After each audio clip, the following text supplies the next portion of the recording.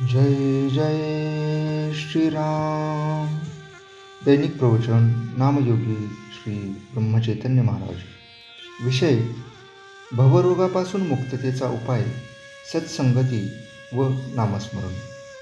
एका गावात एक वैद्य राहत होता.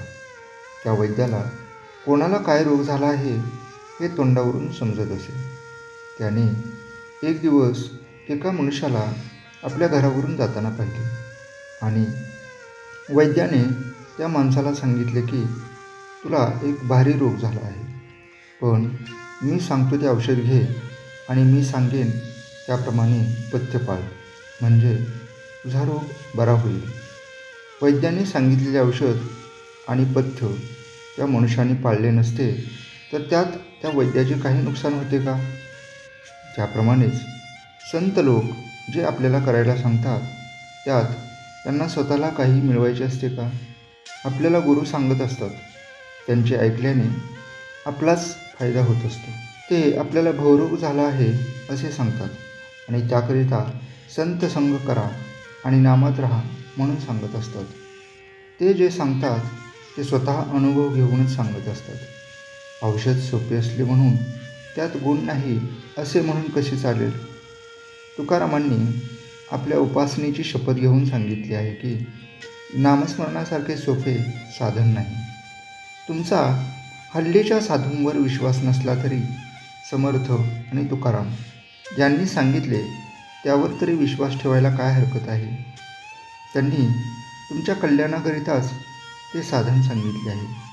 ते तुम्ही न कराल तर त्यांचे काही नुकसान नाही, तुमचेच नुकसान आहे. तरी त्याचा विचार करा. आपल्याला रोग झाला आहे अशी आपली अगोदर खात्री झाली पाहिजे, म्हणजे निम्मे काम झाले. आपल्याला रोग झाला आहे असे पक्के कळल्यावर आपण औषध घेण्याची टाळणार नाही. संसारात सुख नाही असे आपल्याला दिसत असताना ज्या योगाने सुख मिळेल त्याच्या खटपटीला लागले पाहिजे. त्याकरिता होईल तितके नामात राहण्याचा प्रयत्न करा, म्हणजे तुम्हाला खरे समाधान मिळेल. एका मनुष्याने 30 वर्ष मनापासून नोकरी केली. तो म्हणाला, भगवंताची पूजा आणि भक्ती कशी करावी हे मी नोकरीपासून शिकलो. त्याला विचारले, ते कसे? तेव्हा त्याने उत्तर दिले, नोकरीमध्ये वरिष्ठांच्या मर्जीप्रमाणे वागावे लागते. तो जिथे बदली करेल तिथे आपल्याला जावे लागते. मग घरात अडचण असली तरी तिथे आपले काही चालत नाही, म्हणजे आपले पण बाजूला ठेवावे लागते. आता मी सेवानिवृत्त झाल्यावर मालक तेवढा बदलला. आता मी वरिष्ठांच्या ठिकाणी भगवंताला ठेवले आहे. भगवंत हा श्रेष्ठ वरिष्ठ आहे, कारण तो माणसासारखा स्वार्थी नाही. तो अत्यंत निस्वार्थी असल्यामुळे माझ्या हिताचेच नेहमी घडवून आणतो. म्हणून मी आता अत्यंत आनंदात आहे.